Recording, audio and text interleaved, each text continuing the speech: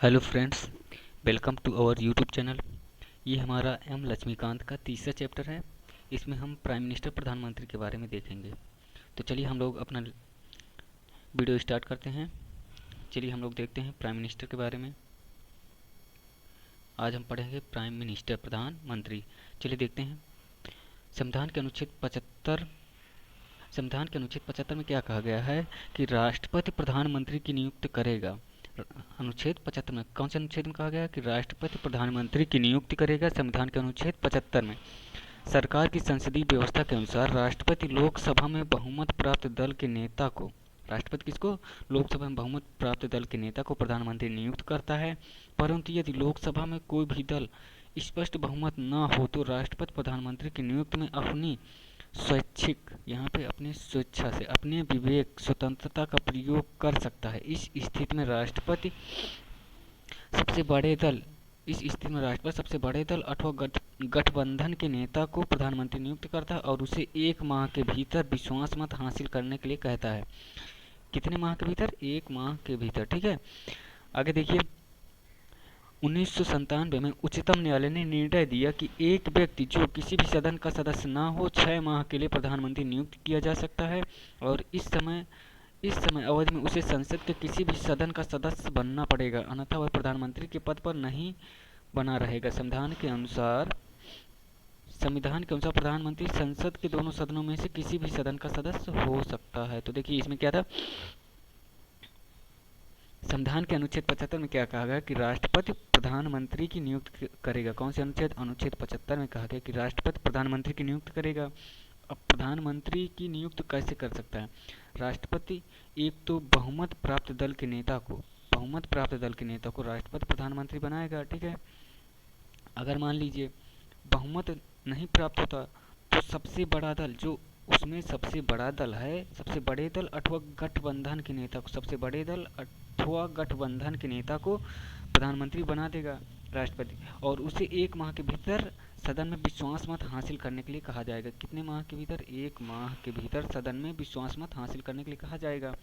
ठीक है, अब 1997 उच्चतम न्यायालय ने निर्णय दिया कि एक व्यक्ति जो किसी भी सदन का सदस्य नहीं है वह प्रधानमंत्री तो बन सकता है, लेकिन कब तक बना रहेगा? 6 माह तक। 6 माह तक प्रधानमंत्री रह सकता है, प्रधानमंत्री के पद पर रह सकता है, और 6 माह के अंतर उस व्यक्ति को संसद के किसी भी सदन से, चाहे लोकसभा से या राज्यसभा से, किसी भी सदन से उसे सदस्यता प्राप्त करना होगा। अगर वह सदस्यता प्राप्त नहीं कर पाता 6 माह के अंदर, तो वह 6 माह बाद प्रधानमंत्री नहीं रह पाएगा। ठीक है, चलिए आगे देख लेते हैं। देखिए, प्रधानमंत्री को शपथ कौन दिलाता है? प्रधानमंत्री को राष्ट्रपति पद एवं गोपनीयता की शपथ दिलाता है। कौन दिलाता है? राष्ट्रपति। प्रधानमंत्री को राष्ट्रपति पद एवं गोपनीयता की शपथ दिलाता है।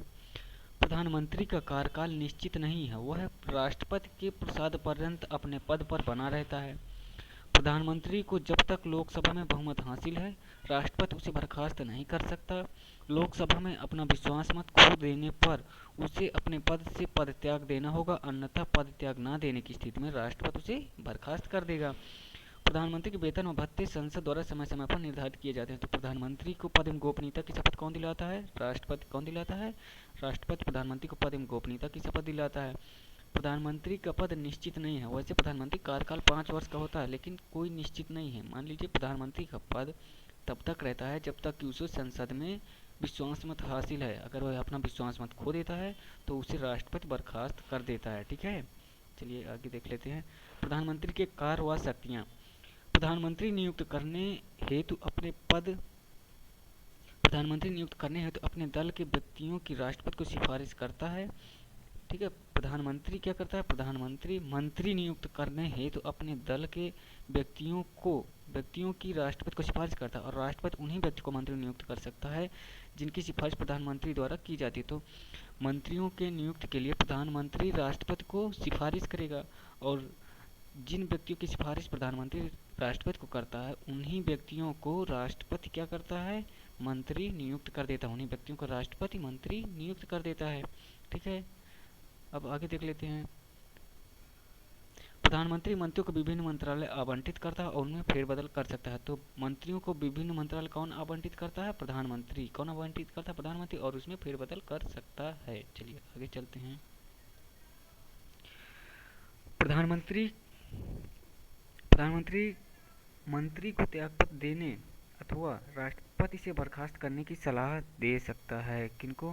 प्रधानमंत्री मंत्री को त्यागपत्र देने के लिए कह सकता है या राष्ट्रपति को मंत्रियों को बर्खास्त करने की सलाह दे सकता है।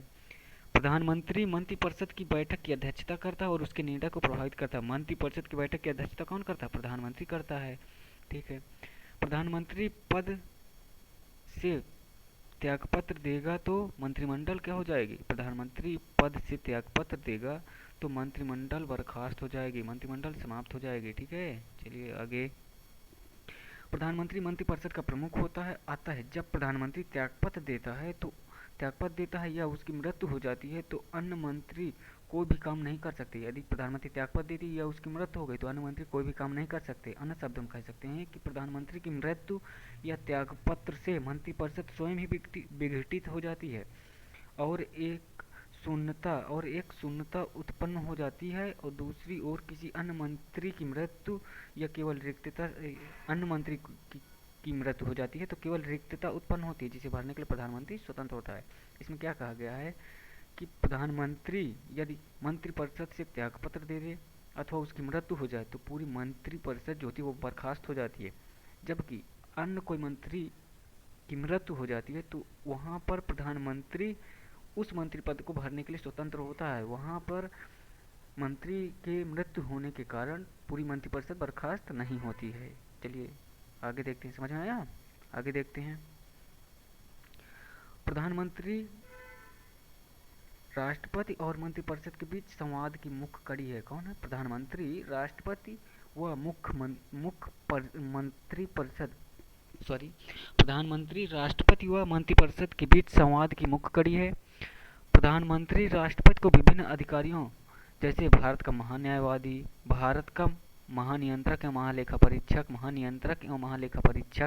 संघ लोक सेवा आयोग का अध्यक्ष एवं उसके सदस्य, संघ लोक सेवा आयोग के अध्यक्ष एवं उसके सदस्यों, चुनाव आयुक्त या वित्त आयोग का अध्यक्ष एवं उसके सदस्यों की नियुक्ति की परामर्श कौन करेगा?